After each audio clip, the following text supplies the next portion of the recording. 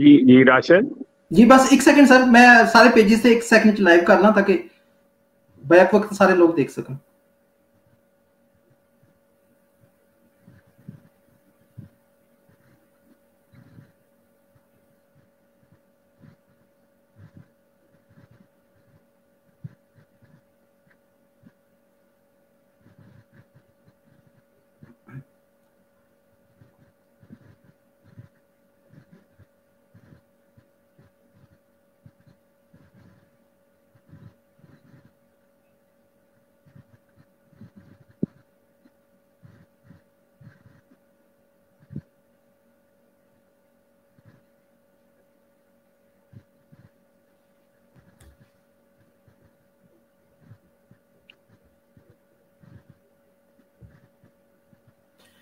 السلام علیکم دوستو، ہاٹ سیٹ ود راشد کے نئے ایپیسوڈ کے ساتھ حاضر خدمت ہے آپ کا ہوسٹ راشد نصر اللہ. ناظرین، جب جب پاکستانی سیاست میں خلوص، وفا، محبت، لائلٹی کا ذکر ہوتا رہے گا، تب تب ایک شخصیت کا نام ابھر کر سامنے آئے گا، اور اس شخصیت کا نام ہے خواجہ محمد آصف. تو آج کے ہمارے شو میں مہمان ہیں وہی محترم شخصیت خواجہ محمد آصف. ہم خواجہ محمد آصف صاحب کو شو میں خوش آمدید کہتے ہیں. بڑی مہربانی راشد، بہت مہربانی، بہت شکریہ. جی تھینک یو سر. بہت سے آپ کے چاہنے والوں نے، انفیکٹ ہزاروں لاکھوں چاہنے والوں نے ہمارے سامنے کچھ سوال بھیجے ہیں بڑے محدود وقت میں کہ میاں محمد نواز شریف صاحب سے آپ کی محبت کا سفر کب شروع ہوا، کیسے شروع ہوا، اور اس کی کیا کہانی ہے، ذرا گوشت گزار فرمائیے گا. بات چیزیں جو ہیں وہ راشد، وہ جو ہوتی ہیں نا، وہ ان کو اپنی ذات تک محدود ہونا چاہیے. یہ بھی ایک چیز جو ہے ایسی ہے کہ میں اس کو اپنی ذات تک محدود رکھنا چاہتا ہوں. ان چیزوں کی جو ہے نا، اس کو میڈیا کی زینت یا نمائش اس کی جو ہے نا وہ بڑی جو ہے نا وہ بعض اوقات یہ ایک پرائیویٹ سی چیز ہوتی ہے. پر میرا میاں صاحب کے ساتھ جو ہے رفاقت جو ہے 1964 گورنمنٹ کالج سے سٹارٹ ہوئی. ہماری وہاں پہ جب تک ہم اسٹوڈنٹ تھے تعلقات رہے، خوشگوار تعلقات رہے، باہمی مشترکہ دوست بھی تھے، تعلقات بھی تھے، اور اس کی بڑی خوشگوار یادیں جو ہیں میاں صاحب کو بھی ہیں، مجھے بھی ہیں. اور یہ ایک تعلق کا جو ہے آغاز تھا، جو بعد میں آنے والی تقریباً نصف صدی میں، بلکہ نصف صدی سے بھی زیادہ میں یہ میچور ہو کے وہ بھی 70 سال ماشاءاللہ دسمبر میں ہوئے ہیں. میں پچھلے اگست میں 70 سال کا ہوا. تو یہ ایک لمبی سفر ہے. اس کے بعد میں بینکنگ میں چلا گیا، ملک سے باہر چلا گیا. میرے والد کے ساتھ جو ہے میاں صاحب کے بزرگوں کے، مرحوم میاں شریف صاحب کے بڑے تعلقات تھے. اس حوالے سے میرے والد کے تعلقات جو ہے میاں صاحب سے بھی، میاں نواز شریف صاحب سے بھی ہوئے، میاں شہباز شریف صاحب سے بھی ہوئے. میاں نواز شریف صاحب کو بڑی ایک خاص جو ہے میرے والد کا ان کے ساتھ ایک محبت کا رشتہ تھا. اور وہ جب بھی ذکر کرتے تھے تو بڑا میں اس رشتے کو میں نے بڑی دفعہ وٹنس کیا کہ کتنا ان کو میاں صاحب کے ساتھ جو ہے ایک پیار محبت کا ایک تعلق تھا. میں پھر سیاست میں جب بھی پاکستان میں نے آنا، جب میں بینکنگ میں تھا، میاں صاحب 2-3 دفعہ وہاں پہ آئے، وہاں بھی ملاقات ہوئی. تو یہ 90 کی دہائی میں، 90 کے آخری دنوں میں، 1990 کے آخری دنوں میں، الیکشن کے فوراً بعد بات ہے. میاں صاحب وہاں پہ آئے تو میرے والد نے اور انہوں نے، یہ دونوں نے فیصلہ کیا کہ مجھے سیاست میں آنا چاہیے. اس طرح میں پھر نوکری چھوڑ کے پاکستان واپس آ گیا، سینیٹر بنا. تو بس پھر میاں صاحب کے ساتھ ایک ذاتی تعلقات کے ساتھ ایک اور ڈائمینشن جو ہے وہ تعلق میں ایڈ ہوگی. وہ میرے لیڈر بن گئے. میرے لیے وہ ان کی حیثیت جو ہے ایک قائد کی، ایک رہنما کی حیثیت ہوگی. اور اللہ کے فضل سے 30 سال گزر گئے ہیں اس بات کو کہیں بھی اس نئے رشتے میں اور اس پرانے رشتے میں جو 1964 میں جس کا آغاز ہوا تھا اس میں جو ہے مضبوطی اور محبت کا اضافہ ہوتا گیا. اور میں نے اس 30 سال میں جو ہے میاں صاحب کی سیاست میں جتنے بھی نشیب و فراز آئے ان کو بڑا کلوزلی وٹنس کیا ہے. اور میں بڑے اعتماد کے ساتھ بالکل یقین کے ساتھ یہ بات کہتا ہوں کہ جتنی محبت جو ہے میاں نواز شریف کو اس وطن کے ساتھ اور اس قوم کے ساتھ ہے شاید ہی پچھلے 72 سال کی تاریخ میں کسی بھی سیاستدان کو اتنی کمٹمنٹ کے ساتھ. اور وہ کمٹمنٹ کا آپ مشاہدہ کر سکتے ہیں پاکستان کے جس کونے میں جائیں گے آپ کو میاں نواز شریف کی محبت کے جو ہے نشان, ان کی گواہیاں, اس کی شہادت جو ہے آپ کو ترقیاتی کاموں کے سلسلے میں. اور پھر یہ ہے کہ 93 میں پھر 99 میں اور پھر یہ پچھلے 2016-17 میں میاں صاحب چاہتے تو ان تینوں مرحلوں پہ جو ہے وہ اپنے اقتدار کو جو ہے وہ بچا بھی سکتے تھے. لیکن میاں صاحب نے جو ہے وہ ایک نئے اسلوب دیے ہماری سیاست کو, اقتدار کو قربان کر کے. اور وہ اسلوب جو ہے نا وہ ایک امانت کے طور پہ جو ہے نئی نسل کو انشاءاللہ تعالی ٹرانسفر ہو رہے ہیں اس وقت. اور ان اسلوب جو ہیں سیاست کے نئے اسلوب جو ہیں یا نئی انہوں نے جوتیں جو سیاست کو دی ہیں وہ آنے والے وقتوں میں جو ہے بڑا قیمتی سرمایہ ہوگا سیاستدانوں کا بھی اور اس قوم کا بھی. جی بالکل ٹھیک. جی کل سپریم کورٹ نے ایک فیصلہ دیا, ساری قوم نے دیکھا. آپ کی نظر میں کیا ایک بدنیتی پہ مبنی ریفرنس بھیجا گیا تھا, اور اگر ایسا تھا تو آپ کے مشہور زمانہ کچھ ڈائلوگ ہیں اسمبلی میں, کیا آپ کو یاد کروانا چاہیں گے جج صاحب کو؟ میں بالکل یہ بدنیتی پہ دیکھیں, یہی جو صدر ہیں اس وقت الوی صاحب, یہ آج سے 5-6 سال پہلے جسٹس فائز عیسیٰ کو گورنر بنانے کے سجیشن دیتے تھے اور ان کی تعریفیں کرتے تھے.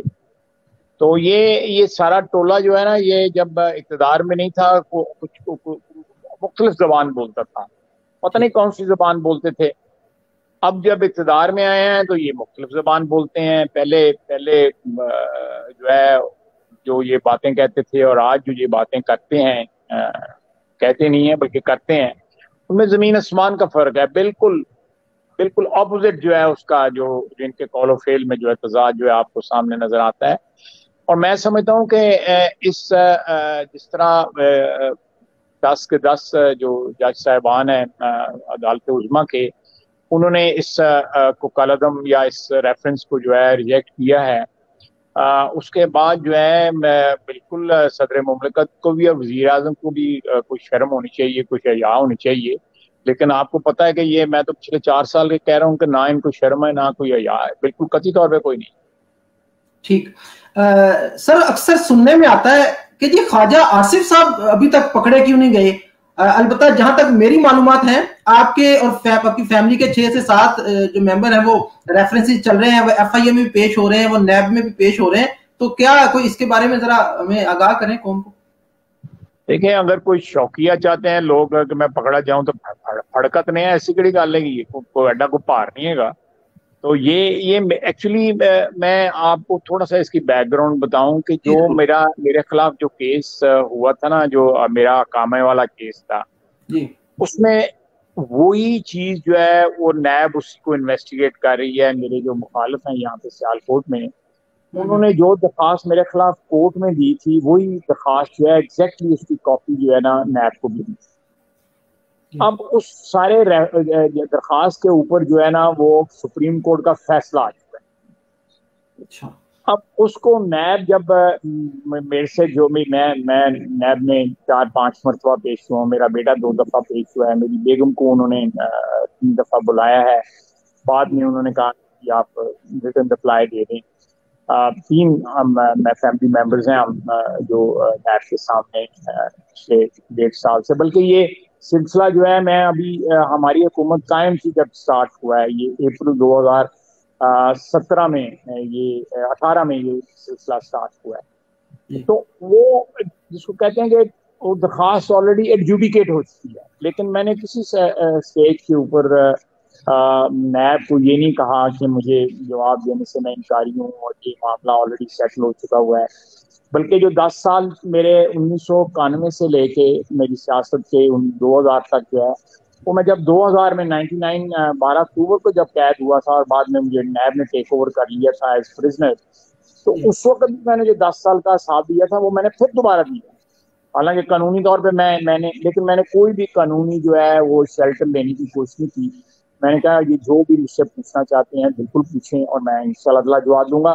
اب اگلے ہفتے پھر کہ میں جو ہے بلایا گیا ہوا ہے میری جو ہے، اور لیکن میں اس چیز کو جو ہے اس کی تشہیر نہیں کرتا، میرا ایک اپنا ٹیمپرامنٹ ہے، میں تشہیر نہیں کرتا، میں وہاں پہ 8:30 9 بجے جاتا ہوں جب میڈیا جو ہے سویا ہوتا ہے، اور اس سے پہلے فارغ ہو کے نکل آتا ہوں اور میڈیا کو بتاتا بھی نہیں ہوں کہ مجھے بلایا گیا تھا یا مجھے مل گئی۔ لیکن اگر میرے خیر خواہوں کا خیال ہے کہ مجھے پکڑا جانا چاہیے تو فرمائش کر دیتے ہیں، میں بھی کہتا پکڑ نہیں ہے، لیکن اس کا جواز جو ہے نا، جو اس درخواست کا جس کے اوپر میری انکوائری ہو رہی ہے، آج 2 سال سے زیادہ ہو گئے ہیں وہ انکوائری، اور میں اس دوران میں اور میری وکلا جو ہیں وہ کم از کم جو ہے 2-2.5 درجن دفعہ ہوا ہے، 5 دفعہ 4 یا 5 دفعہ میں خود گیا ہوں، تو باقی جو ہے کوئی ڈاکومنٹ وغیرہ چاہیے، کوئی اور سوالات ہوں یا ضمنی سوالات ہوں تو میرے وکلا جا کے جواب جو ہے جمع کرا کے یا مجھ سے کچھ لکھا کے سائن کرا کے تو جو ہے وہ دے دیتے ہیں۔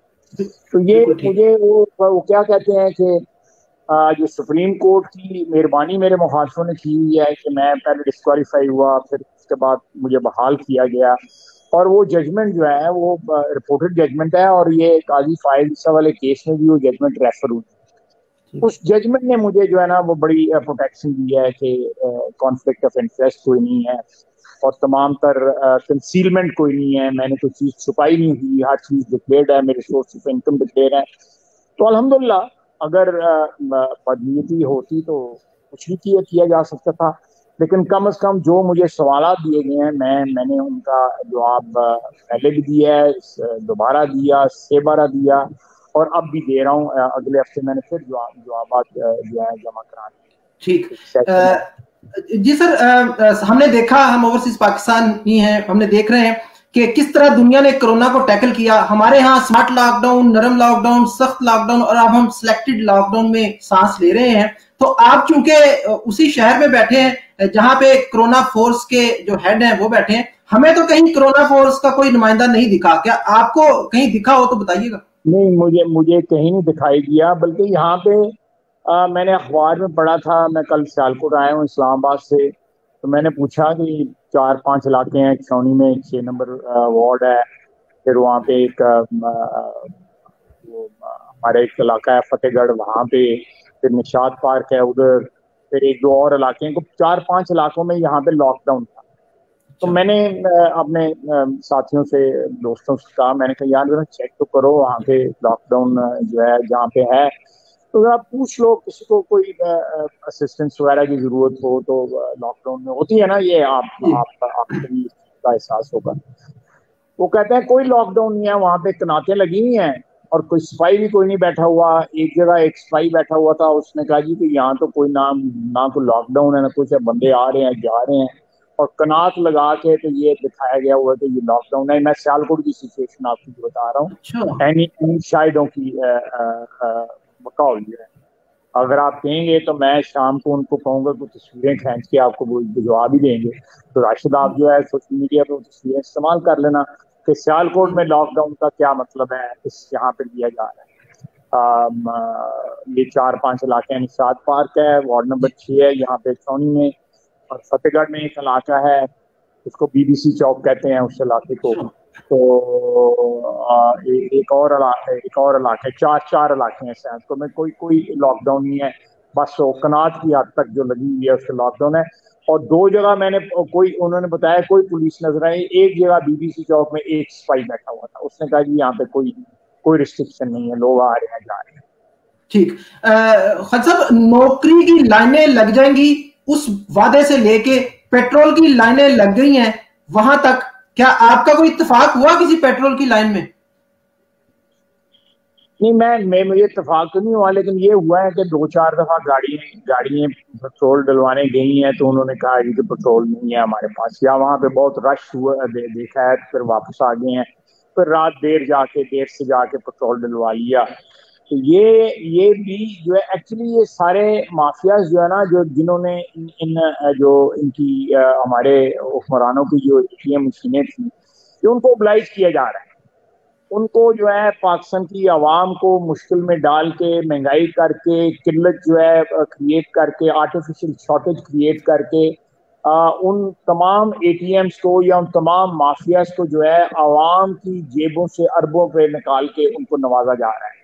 ये वो जो 4-5 साल की इनकी जो कंटेनर और जुलूस और धरने और ये सारे जो है, उनमें जिन जिन लोगों ने इनको फाइनेंस किया है, या पिछले 20-25-30 साल में इनको जिन जिन लोगों ने फाइनेंस किया है, उनको ये पे बैक जो है आवाम के लिए मुश्किलात क्रिएट करके उनकी जेबों से पैसे निकलवा के उनको दिया जा रहा है। बाकी पेट्रोल की यहाँ पे कोई शॉर्टेज नहीं है।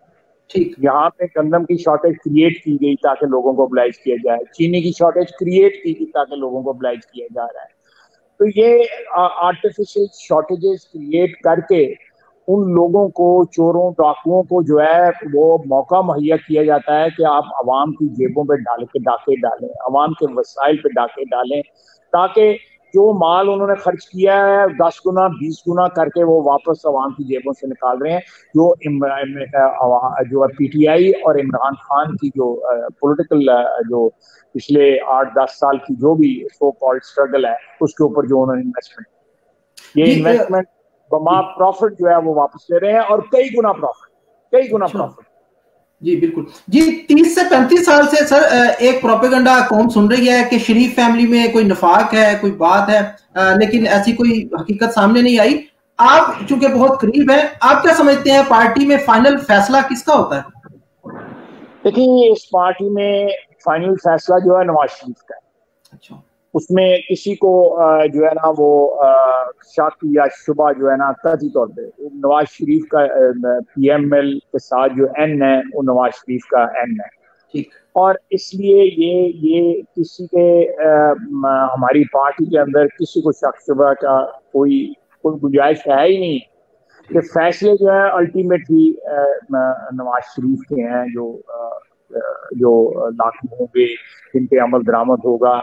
जहां तक आपने जो शरीफ फैमिली के अंदर देखें, मियाँ शहबाज शरीफ को मैंने अपने बुजुर्गों की बड़े मियाँ साहब मरहूम मियाँ शरीफ साहब की ताबेदारी, अपने वालिद की, और उसके बाद वालिद की जगह जो है मियाँ नवाज शरीफ की ताबेदारी करके देखा है। ये आपको जो है ना हमारी फोकलोर में ये बातें मिलेंगी। ये ताबेदारी जो है आजकल जो है ये इसका रिवाज भी नहीं रहा, और ना इतने छोटे भाई बड़े भाइयों को इतने ताबेदार आपको आजकल नजर आएंगे।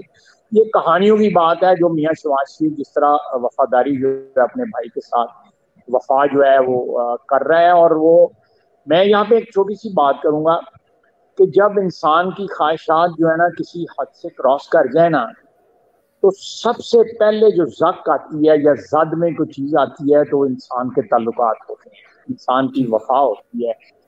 और वफा जो है ये आप इंसानी तारीख में देखेंगे कि बाप बेटे की लड़ाई, तख्त के लिए, इक़्तिदार के लिए, दौलत के लिए, शोहरत के लिए, ये सारी चीज़ें जो है ना, ये जब ख्वाहिशात जो है एक मंतकी या एक लॉजिकल या एक रैशनल जो हदूद क्रॉस कर जाती हैं, तो उसमें रिश्ते और वफादारियां जो है सबसे पहले जो कैजुअल्टी वो मियाँ शहबाज शरीफ की वफा का रिश्ता जो है वो इतना मजबूत है अपने बड़े भाई और अपने कायद के साथ जो है, के बावजूद इस बात के कि कई मौके आए पिछले 25-30 साल में जहाँ पे लोगों ने कहा कि तुम अपनी भाई की जगह ले लो, लेकिन उनके लिए जो चीज जो है एक ट्रांसेंडेंट या एक चीज जो है जो अव्वल और आखिर जो चीज है वो भाई के साथ वफादारी है। तो इसलिए ये सारा मीडिया या जो लोग खैरखा नहीं है, जो बदखा हैं लोग, वो ऐसी बातें करते हैं।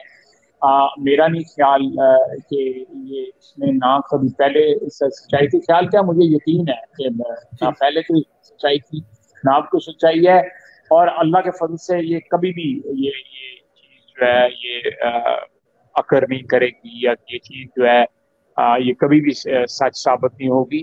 یہ وفا کا رشتہ جو ہے دونوں بھائیوں میں وہ اول اور آخر جو ہے وہ اس کو دوام ہے. ٹھیک سر، محترمہ مریم نواز صاحبہ کا رول مستقبل کی سیاست میں کیسے دیکھتے ہیں؟ دیکھیں مریم کا رول جو ہے بالکل جو ہے ہماری پارٹی کی سیاست میں یا اس ملک کی سیاست میں ایک ڈیفینیٹ رول ہے. انہوں نے ایک اپنی جگہ بنائی ہے. پچھلے 4-5 سال میں جو انہوں نے ایک رول ادا کیا ہے اپنے والد کے حوالے سے، اور میرا خیال ہے کہ بڑی دلیری کے ساتھ انہوں نے سیاست کیا، وہ ہماری پارٹی کا ایک اثاثہ ہے، اور میں مستقبل کی سیاست میں ان کا ایک مقام ہے.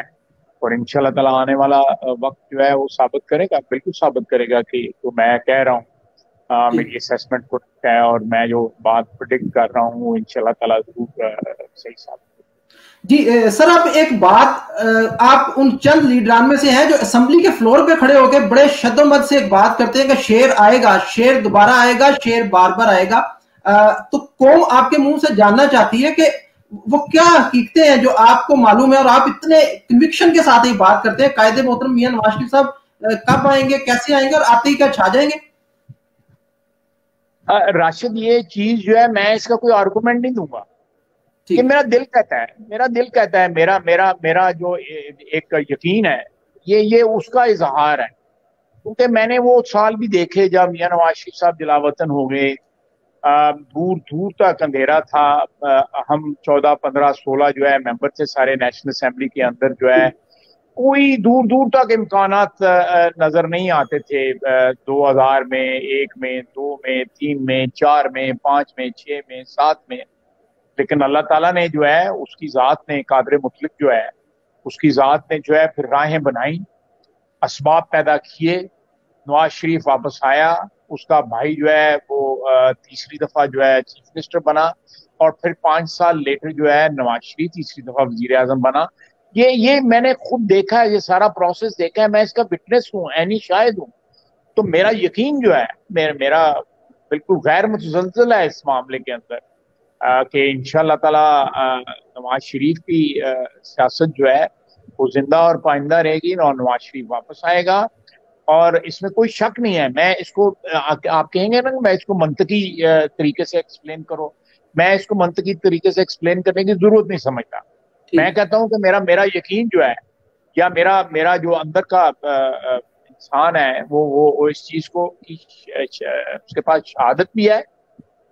جب 1993 میں جب میاں صاحب کو ہٹایا گیا اور بے نظیر جب اقتدار میں آئیں تو اس وقت بھی یہ لوگ کہتے تھے.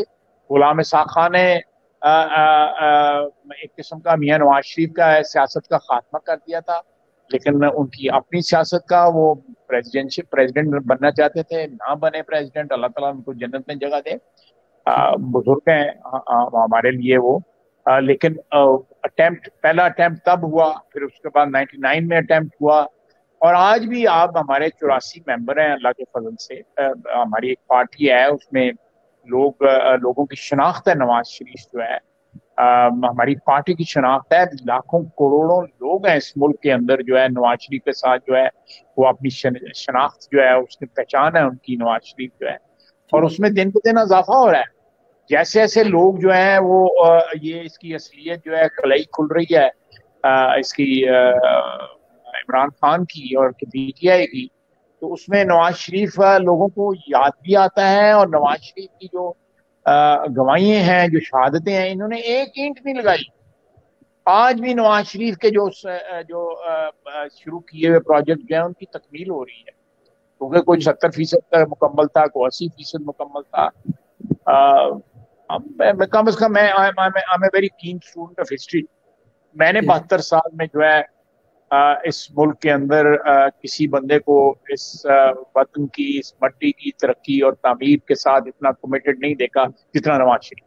جی بالکل.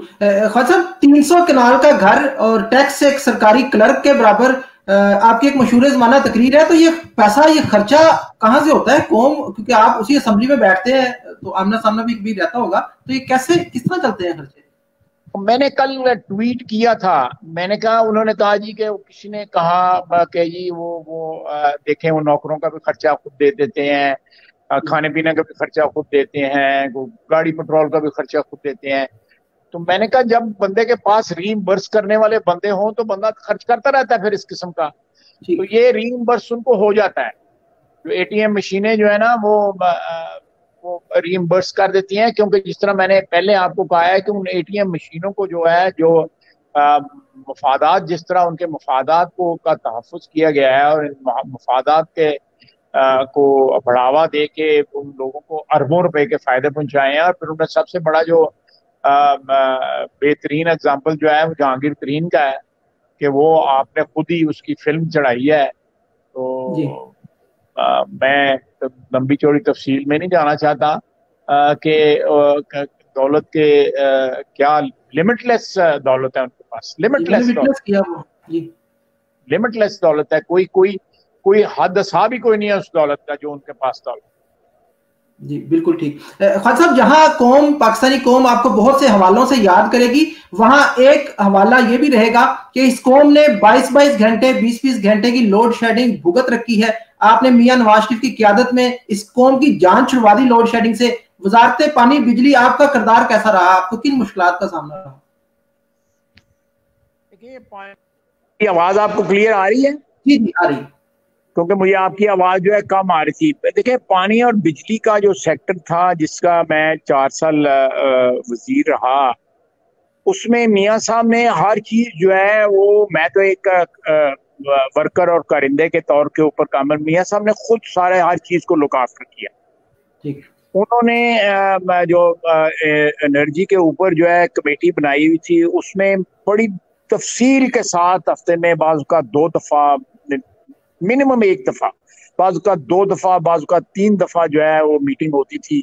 اور اس میٹنگ میں جو ہے وہ جائزہ لیتے تھے، پروگرس کا جائزہ لیتے تھے.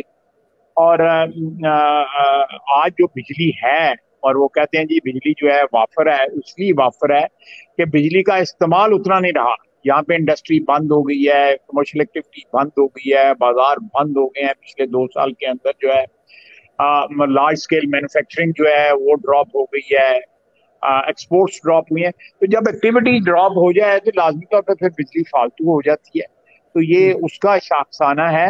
باقی بجلی جو ہے وہ نواز شریف دے کے گیا، اور جتنے پروجیکٹ اس وقت جاری ہیں ہمارے، جس میں لاسو کا میاں صاحب کر کے گئے، 122 ارب روپیہ ہم نے خرچ کیا ہوا ہے اس کے اوپر، پیامبر بادشاہ پہ خرچ کیا ہوا ہے. ہمارے وقت میں دیں گے کہ جو مومن ڈیم جو ہے اس کے اوپر کام سٹارٹ ہوا. اور یہ سکی کناری 1000 میگا واٹ کا جو ہے، اور آزاد کشمیر میں، اور دوسری جگہ جو ہمارے آئی ڈی کے پروجیکٹس جو ہیں وہ سارے. میاں صاحب نے اولین جو چیز تھی وہ دہشت گردی کا خاتمہ، بجلی کا لانا، اور موٹر ویز بنانی، اور جو فاصلے سمٹے ہیں پچھلے 5 سال میں. اب لوگوں کو انبلیویبل، سیالکوٹ 3.5 گھنٹے لگتے تھے لاہور جانے کے. یہ میاں نواز شریف کی مہربانی ہے کہ آج 1.5 گھنٹے لوگ سیالکوٹ سے لاہور پہنچ رہے ہیں. اور یہ میاں نواز شریف کی مہربانی ہے کہ انہوں نے اس، اور یہ کنیکٹیوٹی جو ہے الٹیمیٹلی یہ ساری دنیا میں اسٹیبلش ہو چکی ہے. یہ بات کہ کنیکٹیوٹی جو ہے نا الٹیمیٹلی لوگوں کو قریب لاتی ہے، اور لوگوں کے جو بانڈز ہوتے ہیں، لوگوں کے جو رشتے ہوتے ہیں، ان کو مضبوط کرتی ہے. یہ زمانہ قدیم سے یہ بات چل رہی ہے یہ. اور میاں نواز شریف نے اس کے تمام لوازمات جو ہیں وہ پورے کیے. اور اللہ تعالیٰ موقع دے گا، اور باقی جو کسر رہ گئی ہے وہ بھی انشاءاللہ تعالیٰ پوری ہوگی انشاءاللہ. جی کل آپ کی ایک ٹویٹ نظر سے گزری کہ کوئی توڑ پھوڑ کا عمل جاری ہے حکومت میں، کیا عمران خان؟ آواز جو ہے وہ نہیں آ رہی جو ہے نا مجھے آپ کی کلیئر. جی عمران خان کے متبادل کوئی قیادت سامنے آ رہی ہے؟ جی عمران خان کے متبادل کوئی وزیر اعظم آ رہا ہے سامنے؟ کل آپ کی ایک ٹویٹ گزری نظر سے. میں راشد جو جس طرح عمران خان کا فیلئر ہوا ہے، اور جس طرح میں نے اسمبلی میں کہا کہ جتنے چاہ کے اور جتنے شوق کے ساتھ اس کو لایا گیا تھا، اب وہ لوگ جو ہیں اپنے اس کو کیا کہتے ہیں، ہاتھوں کو اتانو چک بٹن دے دے کہ یار ایسی کنوں لائے ہیں. تو یہ چیز جو ہے لازمی طور پہ اگر کوئی موجودہ حالات جو ہیں یہ اسی طرح رہے تو خدا نخواستہ اللہ تعالیٰ مجھے غلط جو ہے میں جو بات کہہ رہا ہوں پوری نہ ہو، یہ irreversible ہو جائیں گے حالات. اور بعض تو کہا جاتا ہے کہ آلریڈی irreversible ہو گئے ہیں.